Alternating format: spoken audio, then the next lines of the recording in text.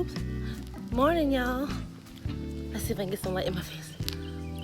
Okay, good morning, guys. I'm gonna put my shades on because it's really bright and turn the other way. So it's 8:58, Tuesday, September the 17th, 2019. And oh man, I am up and about earlier, of course, than I've been in a few days. It's noticeably cooler outside because the autumn officially begins, I think, on the 23rd of September, and the leaves have already begun to change. So, like fashion, of course, the atmosphere responds to the shifting of the season. This will be episode 13, I think. No, episode 14, actually, of A Moment with Miss Dudley. I'm Miss Dudley, of course. And today's moment is about heeding warnings. Heeding warnings. Now, I told you guys before, shared with you guys before, that I'm a born again Christian, and I believe that God communicates with his people. What father wouldn't have a relationship with his children where he did not communicate with them? And because God is a father, he's also a teacher, and teachers teach you, what to do, what not to do, and often teachers teach you and prepare you before the test. And they, try to prep you and prepare you, of course, before every test, right? So I had this dream, and God speaks to me a lot in dreams about, and there were several family members involved, and this is something that he does quite often, like my whole adult life, especially since I've come to really know the Lord and understand that it was him, talking to me and wanting to, get messages not only to me, but to my other family members and people that I knew, and it was basically one of those dreams about warning others. And I finished, I got up and talked to my mom, and then I communicated to the other family members where the message, about the dream and everything. And for all intents and purposes, the person or persons didn't believe me. Now, out of all the years that I've been, used this way and allowed to see things from the Lord, it's pretty much been many of them have not heeded the warning. Now, some people have, so it kind of saved the whole of the people that are involved, but sometimes they just don't listen. And okay, fine. But the Bible is very clear. I want to say it's in the book of Proverbs. Good morning. Hey, Flower. I think it's in the book of Proverbs where it says, pride goeth before destruction and a haughty spirit before a fall. So, for whatever reason, people, choose to believe what they want to believe. But it's just like the signs on the road, And I remember early as a Christian, when I was learning more about God, and not to say every church is perfect, because we know and we've seen some of everything, and I've personally seen some things and gone through some things where I almost I didn't turn against God, but I definitely was looking at the whole institution of the church in a horrible way, because I've gone through some mistreatment and abuse and manipulation. But I'm glad I met God himself before I actually started affiliating myself with the quote-unquote church. At any rate, as I was saying, it's just like the signs you see on the road.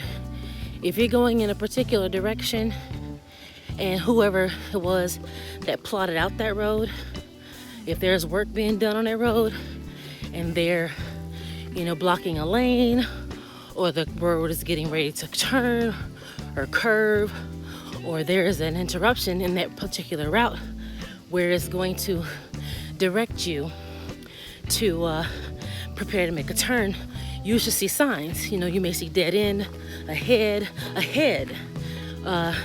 which will tell you before you get there, listen, the route you're going at this rate, it's there's no further progression beyond a certain point on this route.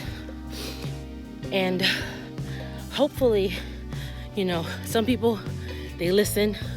Some people, on the other hand, not only don't listen, but they proceed to keep going and say, well, I'll just turn around when I get there. But what they don't realize is basically they're wasting their time. And depending on the state of the road, up ahead where the dead end is, they could literally be risking their lives because, the road could be cut off before a cliff or a bad accident, or, just blocked in a way that if they proceeded at the same rate of speed and velocity that they're going, they could cause an impact, And that's what I love about GPS. GPS, navigational systems in your car, it prepares you beforehand too. So just in case the street signs aren't, noticeably there or available, or, maybe you have night vision problems where you can't see the signs, or the signs due to accidents or weather have either worn them out, halfway blown them off or broken them somehow. You can still, because of the connectivity that GPS systems have with the nearest satellite, they can give you a better real-time view of the route that you're on, and especially the route that you pre-plan and you put in your GPS saying, okay, this is my location and this is the proposed destination that I'm heading to, right? And in most GPS systems, they tell you in 400 feet, in 500 feet, and 1,000 feet, prepare to turn here, prepare to merge on, prepare to exit on, so on and so forth. Well, and what happens if you don't heed? You miss your exit, you miss your stop, you get lost, you waste time, you miss your time schedule, and depending on the reason why you're going in this direction or this location or to this location, you could miss what you're actually there to do or to get or to receive. Well, and it's just like that in life. If you don't heed the direction, the warnings that you get, the signs you get, no matter who tells you. And I use this one a lot. If a dog walks up to you and the dog speaks to you in English and gives you a message, what would you be shocked about the most? What would you pay attention to the most? Would you pay attention to the fact that a dog is opening its mouth and is speaking to you in a language that you can understand and process? Or would you be listening to the message? Now, naturally, most people will be shocked at the dog actually speaking and the fact that you actually heard and understood because the dog spoke English or whatever, your first or native language is, right? But then there's a number, and a great number, after that's sunk in, they'd be like, man, wait a minute, a dog was talking to me and it said this, and this. So man, either that's really important and for some reason I'm not getting it, and God really must have wanted me to know this, because he loves me, because he's my father. Well, that's how it is. A lot of times people, they get so shocked at the initial scenario. They get so shocked at the fact that a dog is talking. Who are you Who are you to say? Now, I add that particular point in because a family member that I was instructed and felt like I was supposed to tell about the dream, they blew me off completely. Now, okay, fine, whatever. That's on you. But I've done my job. I'm just the messenger. I'm just the street sign. I'm pointing this way.